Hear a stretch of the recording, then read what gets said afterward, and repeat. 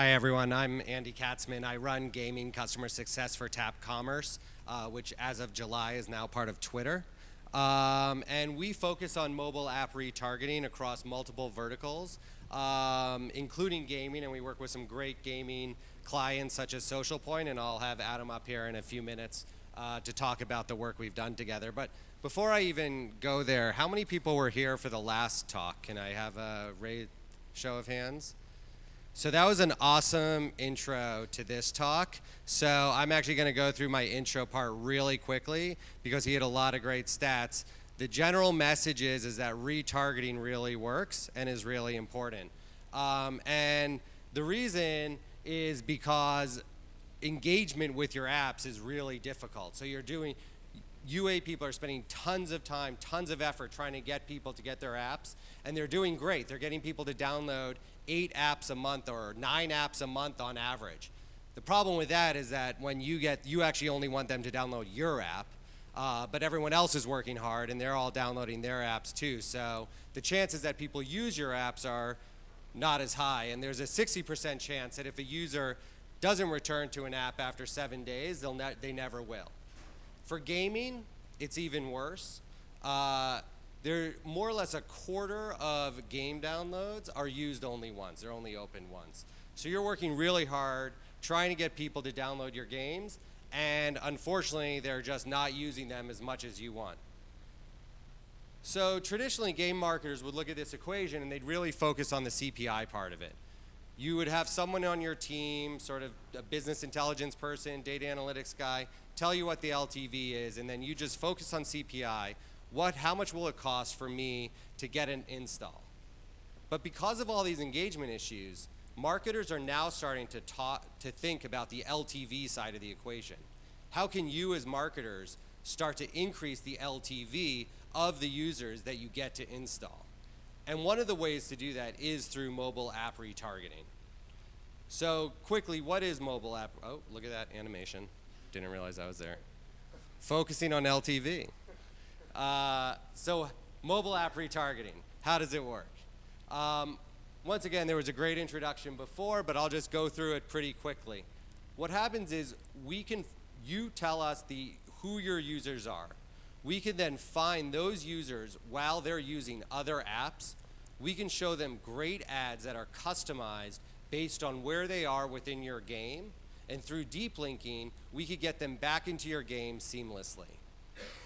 So as an example with Dragon City, say you downloaded Dragon City because of Adam's great user acquisition work. You've downloaded it, you've got totally addicted to it, you have an amazing dragon, you're playing it every day, and then life gets in the way. And you just stop playing it for a day, and then all of a sudden you stop playing it for 2 days. And then someone else's awesome user acquisition work comes in and you download another game, and all of a sudden you haven't played Dragon City for a week. So then we show that person an ad while they're reading the news, watching a funny video or whatever.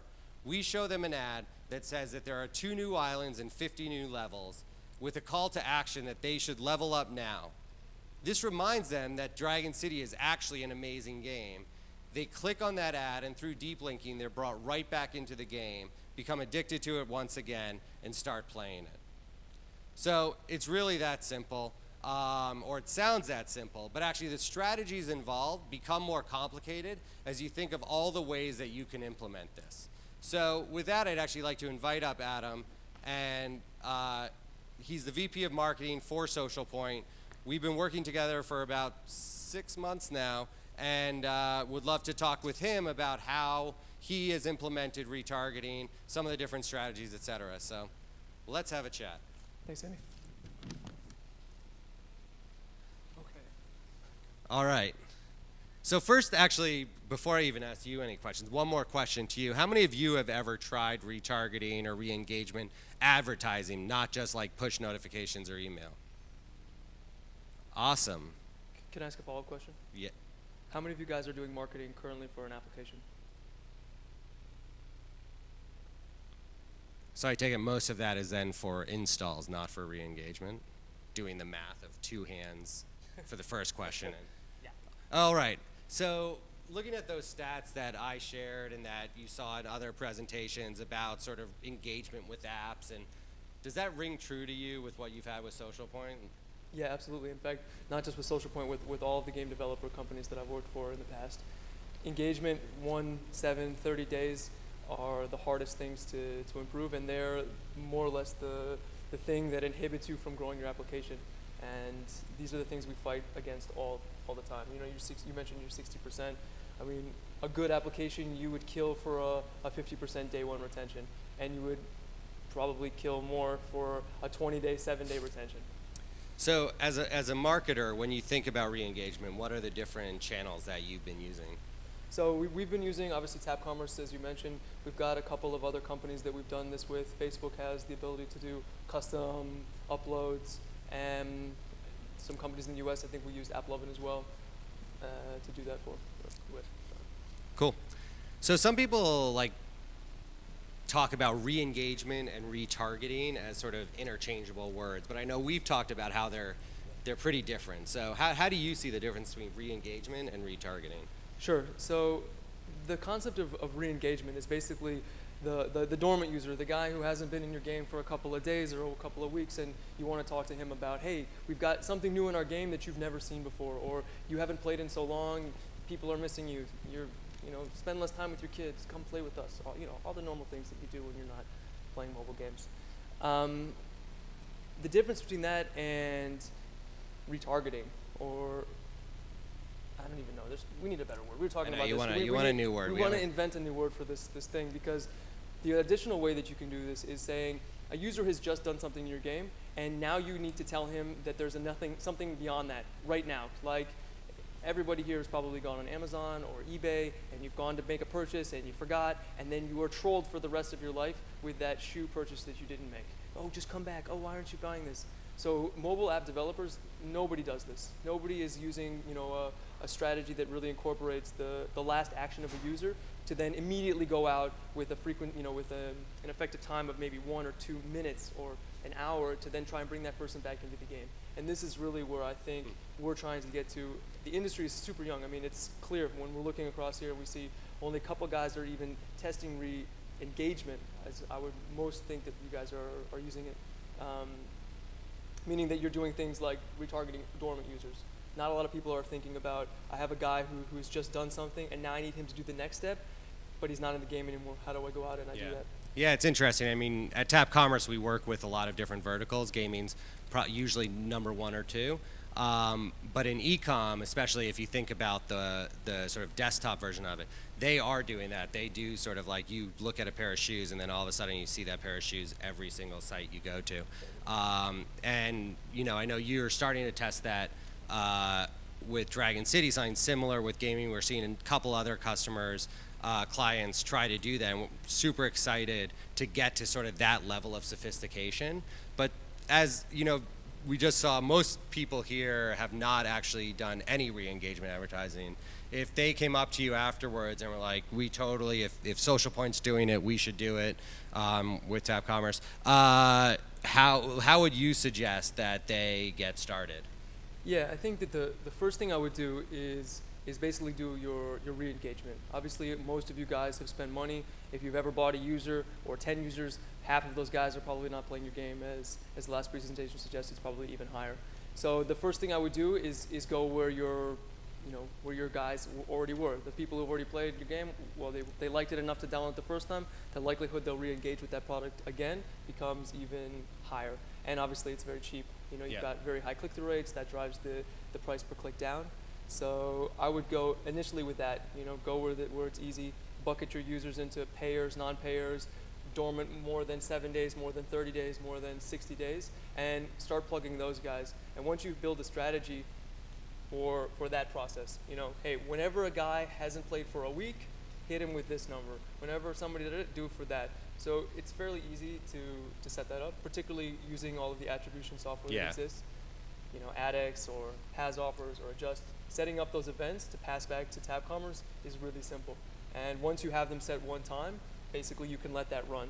And once you're passing all the details, payment information, session times, you can know all these details about a guy made a payment, but then he hasn't played in a week. Tab Commerce can automatically pick that up and send a message. The next step obviously being to take it even deeper, attach a product ID to that, to that ad saying, hey, this guy just looked at this product or he just did this action in the game, pick that up, now need to complete action number B. And since you already have that infrastructure set, it becomes very easy to take it to a much more sophisticated level. Cool. And I know game marketers are always very metric driven. So what metrics, how are you evaluating the success of your re-engagement and retargeting campaigns?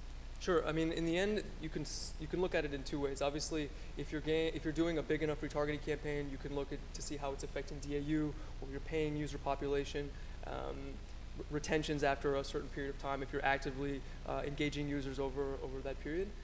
For us, at least in the near term or the initial term, the thing we look at the most is revenue. So we are targeting paying users again. Did we see a relative uplift? Okay, we spent $10,000 on this re-engagement. Did we make $10,001 that we wouldn't have necessarily made on these players? So I know the Tab Commerce, the initial step is you create a holdout group, then you run this campaign and you basically see all things being equal, showing these guys a banner for, I can't remember what we were talking about, like Save the Whales and the Dragon City app. So they're both getting an advertisement. What is the relative uplift of the person getting the Dragon City versus the World Wide, whatever it is. Cool. And we do like to save the whales at Tab Commerce. We also don't like forest fires. So, so you're doing these re-engagement, retargeting ads, it's increasing the LTV. Does that have an effect on sort of your install campaigns as well? Sort of, are you willing to spend more on an install because you think that after you get one, you'll be able to increase the LTV using other techniques? Absolutely. I mean, the idea is to incorporate the entire funnel.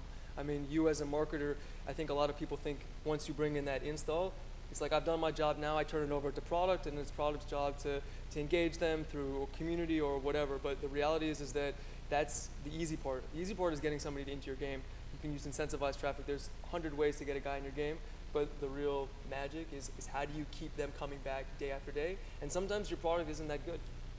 And you need to get them to do things which maybe they don't even want to do or that they're not even thinking that they need to do. So showing them through the eyes of a marketer and not necessarily through the eyes of products can help that. Right. And do you have any sense do you have any sense of like how much more value there is of someone who's comes to the game like 3 days a week versus 6 or 7 days a week? Unfortunately, I don't have any statistics on that. Obviously, an active user, as we would call him, in general would be far more likely to do all the things we want them to do, engage with their friends, engage with the application, spend money. Somebody who's coming once a week, that casual player is far less likely to actually do the things because, well, at least in our games, we have things going on all the time, and the compulsion loop, if you want to call it that, it requires that this person is coming back day over day, seeing what's new. The game changes constantly. We're constantly running offers, and it's important that they're there to see those things. Cool. So what's the next, like for you, what are you excited about sort of looking forward in 2015 around the campaigns that you're going to run, how you're going to get your users to re-engage more and more, or whatever word we use? So I think for me, the thing that's most exciting is basically the last part of that process that I mentioned, which is trying to really bring the learnings of e-commerce, which are tried and true. I mean, you wouldn't talk to an eBay or an Amazon UA guy and he's not talking about re-engagement through deep linking on products that people see. It's just a common practice. Whereas for us, we look at that and it's like, man, I don't even know. Let's talk about that in 6 months or a year.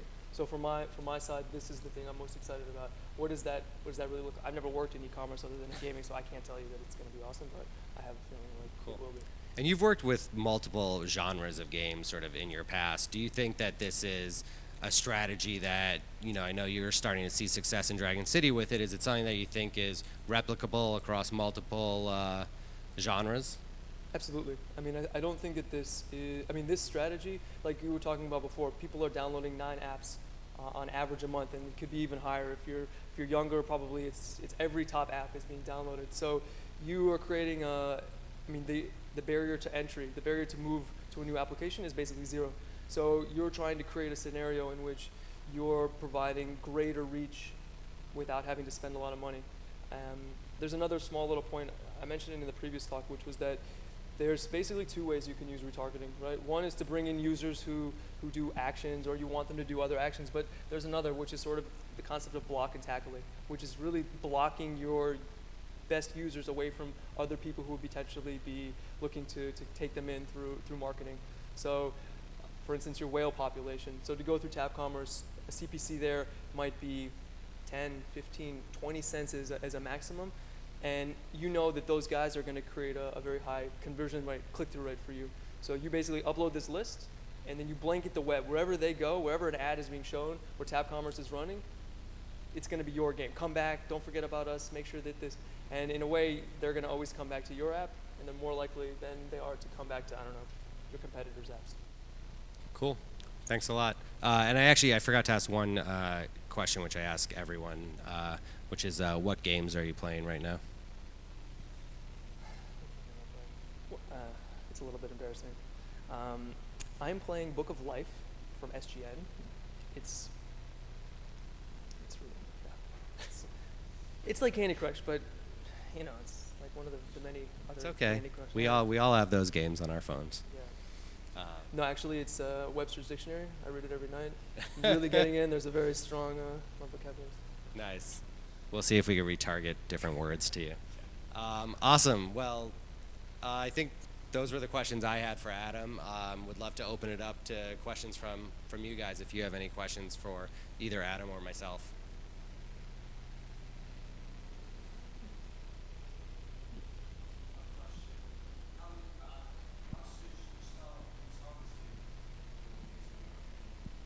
It's a very good question. I mean, I think today most companies don't have capacity. You know, if they're saying we're doing UA, that's what they're focusing on. And I think it would be a mistake not to incorporate the UA strategy at the retargeting strategy at the same moment that you're starting your UA strategy. Maybe if it's the brand new app, you've never done anything and it's the first launch, okay, there's a testing phase, but to at least be thinking about at what point do I want this person to do this thing? And you'll see through analytics, okay, we've got to drop off at this point, you know, a flag here. I drop off at this point, a flag there. He diverged to this way, and I really wanted him to go that way, a flag there. And then you just basically create that strategy. So from day one, you should be thinking about it. Whether. Yeah. And just to add to, we've actually, for some of our clients, we've even started doing retargeting when they're in beta in just different countries, i.e., you know, Canada, Australia, New Zealand. So we can actually do campaigns there, so you could start to see what works, obviously at a much smaller scale. And then in terms of like when, you know, you should start retargeting a user, like a specific user, a lot of people, you know, I think this is to Adam's point from the beginning, when you hear retargeting or re-engagement, you're like, oh great, I have this huge list of, you know, 45-day inactive users. I would love to get them all back, so let's do retargeting. But actually there's a ton of value to start retargeting people from pretty much the day they play, partly because they have so many apps. So if they download an app and it's on the 4th or 5th page of their phone, they're not necessarily going to go to it unless you show them an ad. And you need to get them into the app a couple times for them to really start playing. And then same for payers, you know, the trick with payers is that they're only going to pay again after their wallet's down, at least if not to zero, close to zero. And so every time that they get back into the app, they're bringing their wallet down a little more. So if they pay on day 0 and you can then get them back into the app on day 1 or even on day 0.5, you know, they're more likely to bring down their wallet. And I think I should just mention one other thing here, which is that there are a lot of free tools for people to use without having to go. And I would strongly recommend that obviously you're exploring both of these options. So for instance, you have local notifications, things that happen, you know, the building is completed, make sure that's a push notification. But be very aware that too much can be as harmful as not doing it enough. So make sure that your push notifications are both relevant as well as timely, but I think that it doesn't detract at all from running a campaign outside. I mean, most people I actually don't know the number, but I think a good push notification number would be maybe 50% or 60% are going to take that. So that's another 40% who are never going to see those notifications. So it's important, if you're having trouble pushing this through to your managers or whatever, you can say what percentage of our user base is currently engaged with push notes, and they can say, it's 80%. Well, what about those other 20% who are never going to get anything from us? So this is I'm not saying it's the only way, but it's a good way of at least initially starting.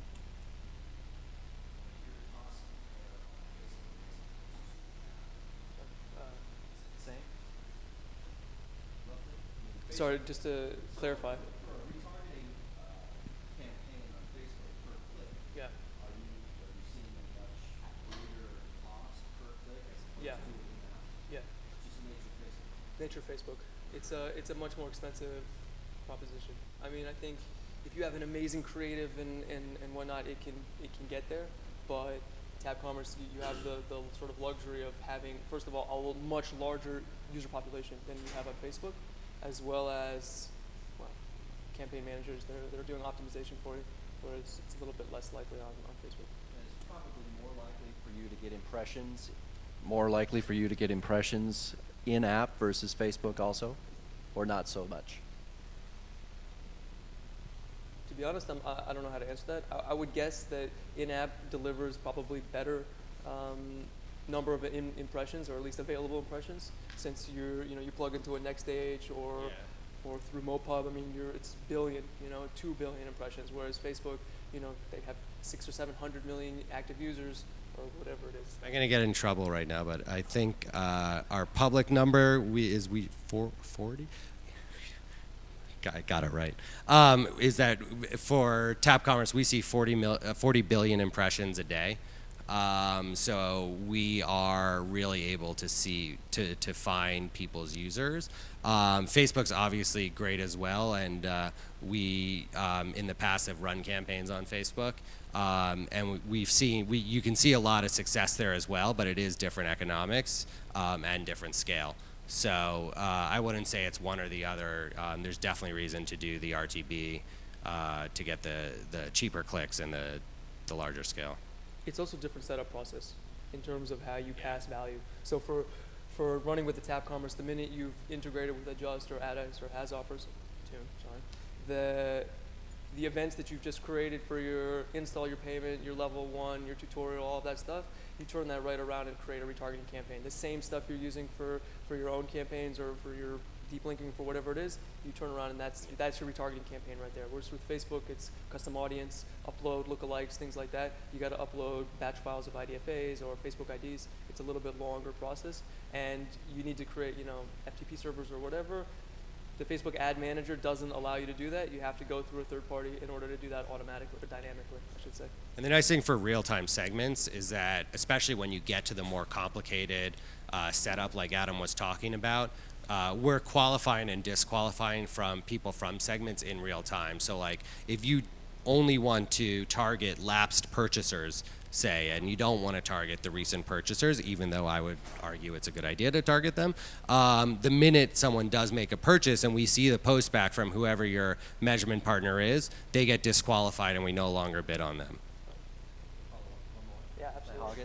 Okay, now this time the microphone. Do you treat retargeting different for people who are Facebook connected versus people who are not Facebook connected? No.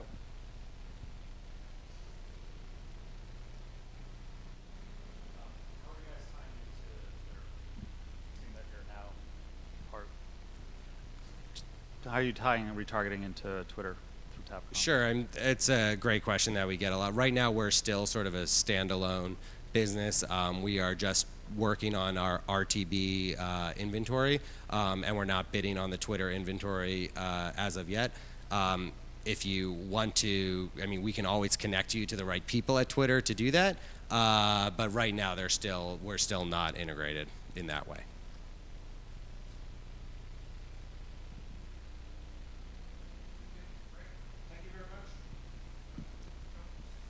Thanks, Thanks. guys.